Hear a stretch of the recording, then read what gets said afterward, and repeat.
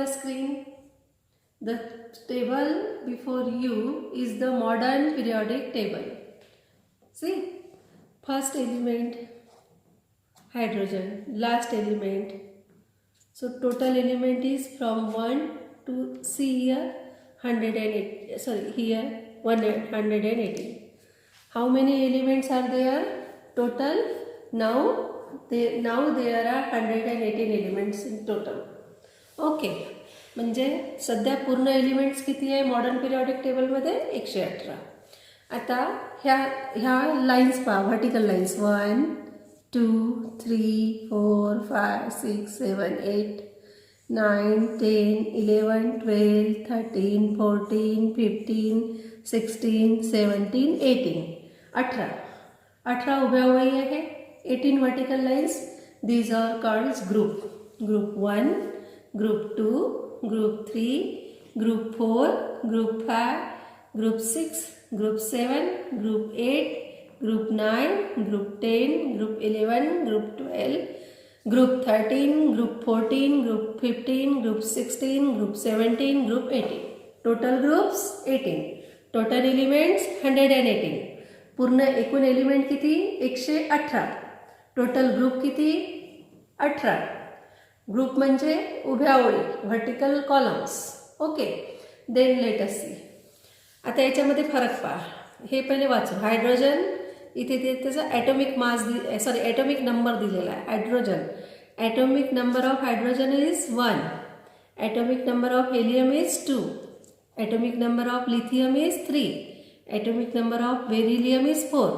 अशा क्रमाने ते वाढत चालत आहे. बोरॉनचा ॲटॉमिक नंबर 5, कार्बनचा ॲटॉमिक नंबर 6, नायट्रोजनचा atomic number 7, atomic number of oxygen 8, atomic number of fluorine 9.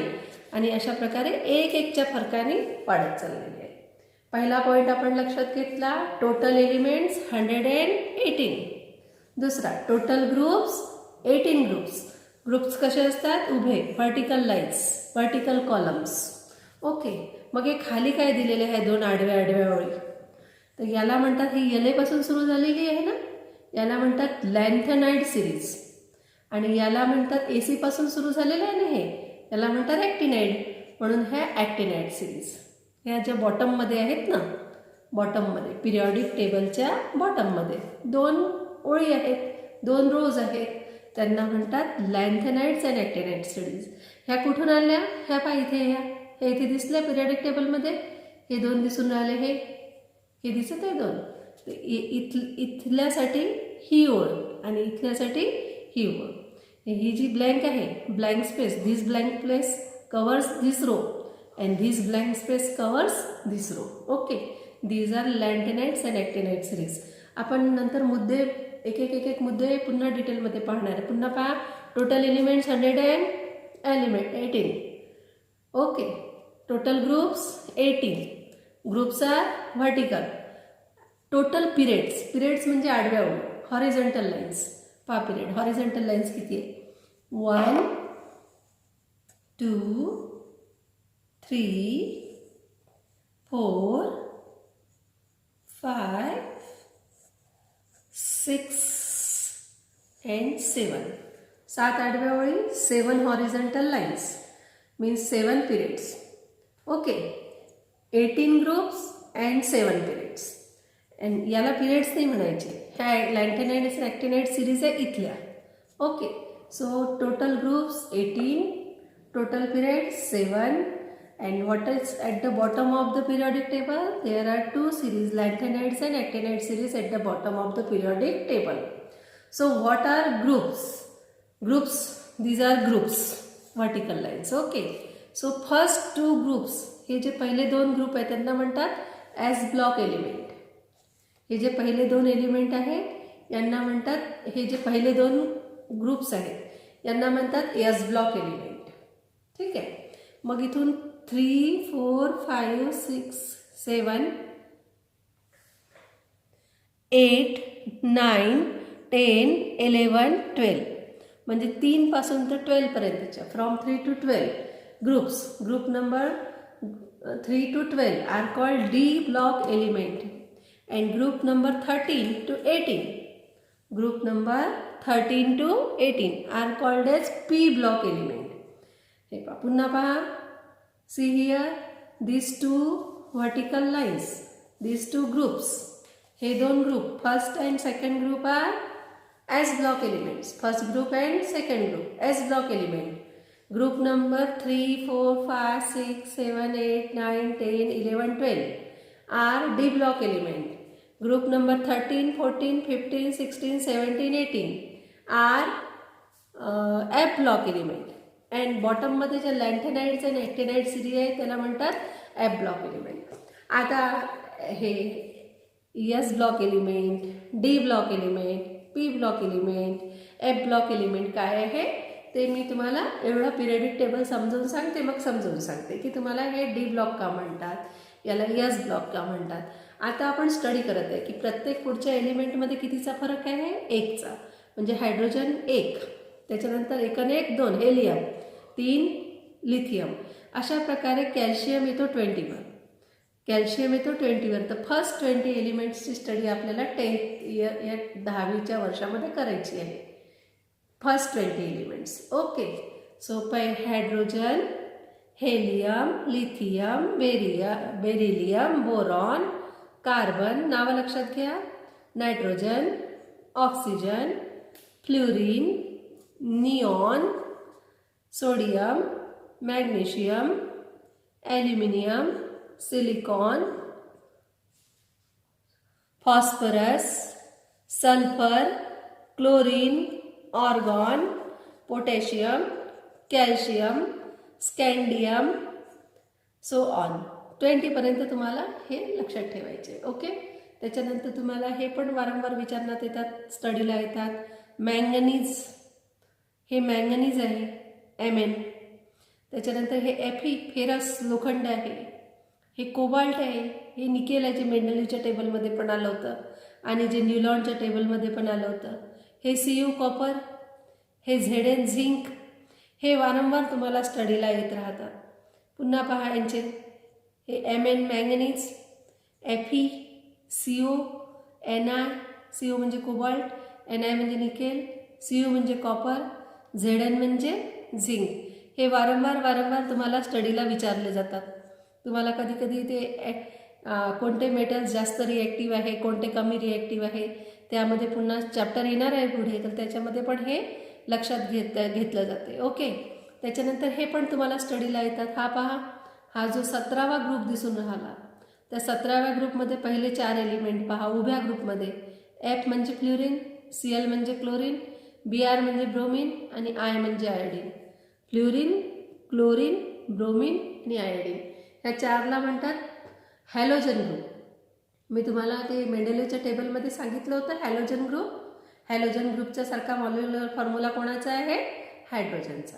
Modern periodic टेबलमध्ये हायड्रोजन कोणासोबत ठेवलेला आहे, फर्स्ट ग्रुपमध्ये अल्कली मेटलसोबत ठेवलेला आहे.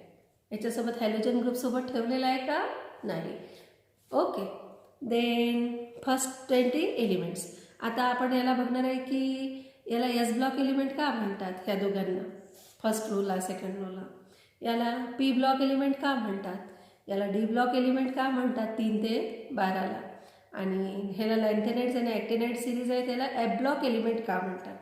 तर मी तुम्हाला डिटेलमध्ये ते characteristic of modern periodic table. First characteristic, elements are arrange in an increasing order of their atomic numbers. Increasing number of atomic number, hydrogen 1, helium 2, lithium 3, beryllium 4, boron 5, carbon 6, nitrogen 7, oxygen 8 and so on. एक एक एक एक एक एक वाढत आहे. तर मग आपण 3 कॅरेक्टरिस्टिक पाहिल्या. Next characteristic is the atomic size of the element. What is atomic size? So atomic size depends on number of shells of an atom. Atomic size depends on the number of shells of the atom. Atom मध्ये किती shells आहे त्याच्यावर depend आहे.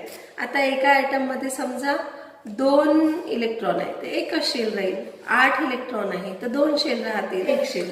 So atomic size depends on number of shells. आता आपण काय पाहिलं की इथे एकच शेल होते, इथे 2 शेल झाल्या, इथे 3 शेल झाल्या, इथे 4 शेल झाल्या. म्हणजे डाऊन म्हणजे आपण फ्रॉम लेफ्ट टू राईट. आता हे लेफ्टमध्ये, आता इथे पहा लेफ्टमध्ये येणे, मग 12 mg, 13 al म्हणजे इलेक्ट्रॉनची संख्या वाढून राहिली. आता इलेक्ट्रॉनची संख्या वाढून राहिली म्हणजे काय झालं, while growing from left to right within a period atomic radius goes on decreasing and atomic number increase 1 by 1. Atomic number वाढून राहिला.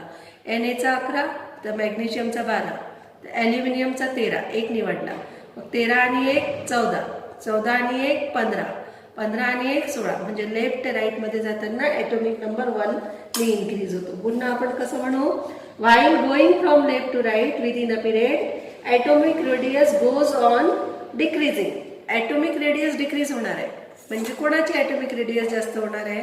कसं म्हटलं पुन्हा पहा, while going down while going from left to right, हा लेफ्ट आहे आणि right आहे.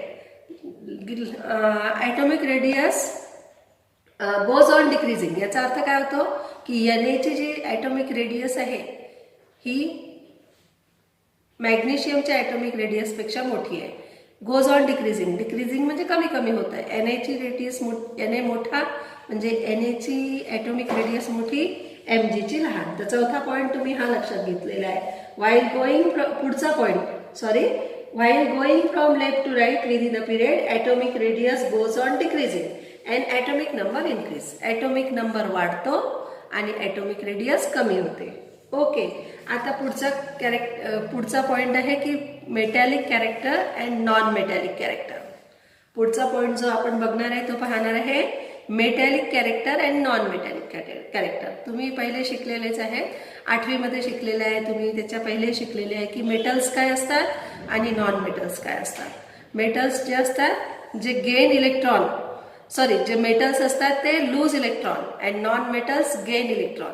सोप्या शब्दात जर आपण थोडंसं लक्षात ठेवायला पाहिलं सोप्या शब्दात, तर आपण असं म्हणणार आहे की non metals gain electron and metals loose electron. म्हणजे मेटल्स आपल्या जवळचा इलेक्ट्रॉन देऊन टाकतो आणि नॉन मेटल आपल्या दुसऱ्याच्या जवळचा इलेक्ट्रॉन घेऊन टाकतो.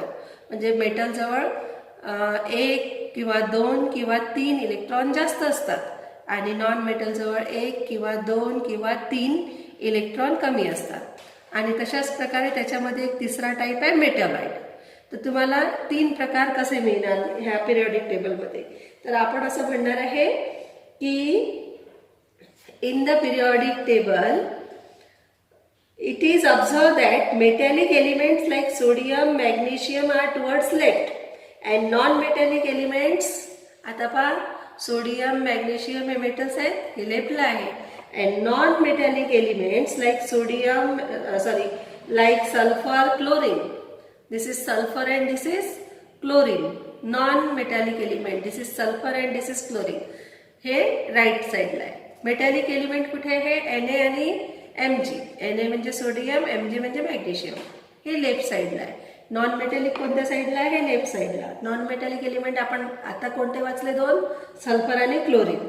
तर आणि मेटॅलॉइड जो एलिमेंट आहे सिलिकॉन कुठे आहे बघूया आपण. सिलिकॉनची पोझिशन इथे इथे या टेबलमध्ये सिलिकॉन हा सिलिकॉन आहे, हा मेटॅलॉइड आहे. म्हणजे याच्या दोन्ही प्रॉपर्टी दाखवतो. काही प्रॉपर्टी मेटल सारख्या दाखवतो आणि काही नॉन मेटल सारख्या दाखवतो. नॉन मेटॅलिक कोणत्या एलिमेंटला म्हणतात की ज्याला दोन्ही प्रॉपर्टीज असतात. काही प्रॉपर्टीज मेटलच्या असतात आणि काही प्रॉपर्टीज नॉन मेटल्सच्या असतात. तर हा जो सिलिकॉन आहे तो कुठे आहे, ह्या दोनच्या मध्ये आहे. तुम्ही व्यवस्थित बघू शकता इथे. हा पहा, हा पिरियड नंबर 3 बघत आहे. हा पिरियड नंबर 3 बघितला. याच्यामध्ये सोडियम आणि मॅग्नेशियम लेफ्ट साईडला, सल्फर आणि क्लोरीन राईट साईडला आणि सिलिकॉन त्यांच्यामध्ये कुठेतरी आहे. 3 बघू शकता तुम्ही, सोडियम, मॅग्नेशियम आणि ॲल्युमिनियम हे या साईडला आले. त्याच्यानंतर सल्फर आणि क्लोरीन राईट साईडला गेले. हा ऑर्गॉन आहे, हा तर स्टेबल एलिमेंट आहे, हा सध्या पकडायचा नाही. आणि हा सिलिकॉन आहे, हा कशाच्या मध्ये आला, ह्या सगळ्यांच्या मध्ये आला. हे इकडे मेटल, इकडे नॉन मेटल आणि हा आला मेटॅलॉइड. सो आपण असं म्हणू शकतो की the periodic trend in metallic character of element is clearly understood from their position of modern periodic table. So metallic character of elements increases while going down a group. जसा जसा आपण डाऊन खाली जातो, जसं आपण खाली जातो तर मेटॅलिक कॅरेक्टर जे आहे इन्क्रीज होते. जसं आपण खाली जाणार आहे तसं मेटॅलिक कॅरेक्टर इन्क्रीज होते, वाढत जात. मेटॅलिक कॅरेक्टर आहे लिथियम पेक्षा Na मध्ये जास्त मेटॅलिक कॅरेक्टर आहे, Na पेक्षा K म्हणजे पोटॅशियम मध्ये जास्त मेटॅलिक कॅरेक्टर आहे. So metallic character of elements increases while going down the group. While going from left to right within a period, the outermost shells remains same. However, the positive charge on nucleus goes on increasing. आता आपण इकडे जात आहे कुठून period मध्ये, left पासून right मध्ये. तर शेल तर तीच आहे, शेल वाढली नाही, पण त्याच्यामध्ये जो नंबर आहे तो इलेक्ट्रॉनचा नंबर वाढत आहे. इलेक्ट्रॉनचा नंबर वाढत आहे म्हणजे प्रोटॉनचा नंबर वाढत आहे. म्हणजेच इलेक्ट्रॉन आणि प्रोटॉनचा नंबर वाढत आहे म्हणजे त्याचा ॲटॉमिक नंबर वाढत आहे. ॲटॉमिक नंबर वाढत आहे तर म्हणजे काय होईल, मग आपण पुन्हा म्हणू की however the positive charge on the nucleus goes on increasing while the atomic radius goes on decreasing. आता जसा हे जे आहे ॲटॉमिक पॉझिटिव्ह चार्ज वाढत जातं म्हणजे इलेक्ट्रॉन जास्त वाढत जातात, आणि इलेक्ट्रॉन वाढले म्हणजे पॉझिटिव्ह चार्ज वाढत जातो, आणि जसं पॉझिटिव्ह चार्ज वाढत जातं तशी ॲटॉमिक रेडियस कमी होत जाते. आता या प्रकारे आपण पाहिलं. पुन्हा एकदा आपण थोडं समराईज करूया ह्या पॉइंट्सला की मॉडर्न पिरियॉडिक टेबलच्या कॅरेक्टरिस्टिक काय आहे. तर सगळ्या कॅरेक्टरिस्टिकमध्ये पहिली कॅरेक्टरिस्टिक आपण पाहणार आहे. There are 18 vertical columns, they are called as groups. There are 7 horizontal rows, they are called as periods. Okay, S block elements are group 1 and group 2. P block elements are group 13 to group 18. D block elements are group 3 to group 12. And lanthanide series and actinide series consist of F block element. Then our next point is atomic size depends on the number of shells of the atom. है ना, number of shells. याच्यामध्ये 1 shell आहे, याच्यामध्ये 2 shell आहे, याच्यामध्ये 3 आहे, त्याच्यामध्ये 4 आहे, याच्यामध्ये 5 आहे. अशा प्रकारे शेल्स वाढत आहे. तर ॲटॉमिक साईज जो आहे कशावर डिपेंड आहे, शेल्सवर. जितक्या शेल्स राहतील तितका ॲटॉमिक साईज मोठा राहील. आता तुम्ही कन्सिडरच करू शकता ना, अशा शेल्स वाढल्या 1 2 3 4 5, तर जितक्या शेल्स वाढतील तेवढा ॲटॉमिक साईज जास्त राहील. सो आपण असं म्हणू शकतो while going down a group atomic size goes on increasing. आपण वरून जेव्हा खाली जातो तर ॲटॉमिक साईज वाढते. ओके, पण जेव्हा लेफ्ट पासून राईट पर्यंत जातो तर ॲटॉमिक रेडियस डिक्रीज होते. ॲटॉमिक रेडियस का डिक्रीज होते, म्हणजे आपण म्हणू शकतो की Na ॲटॉमिक साईज Mg पेक्षा मोठा आहे, Mg चा लहान आहे. का बरं म्हणू शकतो, कारण याच्यामध्ये एक पॉझिटिव्ह चार्ज जास्त आला. पॉझिटिव्ह चार्ज जास्त आला म्हणजे रेडियस कमी झाली. मग रेडियसच्या बाबतीत आपण म्हणू शकतो while going down the group the atomic radius increases, and while going from left to right the atomic radius goes on decreasing and atomic number increase 1 by 1. So next character is metallic and non-metallic character. तर metallic आणि metallic character साठी आपण म्हणू शकतो the metallic character of element increases while going down the group. जसं खाली येणार आहे तसं मेटॅलिक कॅरेक्टर वाढणार आहे. And while going from left to right within a period, while going from left to right the period the metallic character decreases. इकडून जर इकडे गेलो आपण तर मेटॅलिक कॅरेक्टर डिक्रीज होणार आहे. तर आणि एक पाहिलं की metals are situated to the left of the periodic table, non-metals are situated to the right of the periodic table, आणि हा तर स्टेबल एलिमेंट आहेत हे सगळे. आणि पुढच्या व्हिडिओमध्ये मी तुम्हाला दाखवणार आहे की हा स्टेबल काय आहे, हे मेटल्स काय आहे, यांना मेटल्सच का म्हणू, यांना नॉन मेटल्स का म्हणू. जर तुम्ही विसरले असेल 5वी 6वी 7वी 8वीत शिकलेले जे काही असेल ते, तर आपण पुन्हा एकदा डिटेलमध्ये पाहू की हे मेटल्सच काय, यांना नॉन मेटल्सच का म्हणतात, हा मेटॅलॉइडच काय आहे. तर अशा प्रकारची प्रॉपर्टी आहे. तर अशा प्रकारे आपण सगळे हे कॅरेक्टरिस्टिक पाहिले मॉडर्न पिरियॉडिक टेबलचे. ठीक आहे, तर मग पुढच्या व्हिडिओमध्ये आपण याचे डिटेल व्यवस्थित बघणार आहे की कसं हे काय, याच्यावरचे प्रश्न काय येणार, पिरियॉडिक टेबलवर काय प्रश्न येणार. या व्हिडिओवर तुम्ही हाच एक प्रश्न पाठ करा की what are the characteristic of modern periodic table. Okay. आणि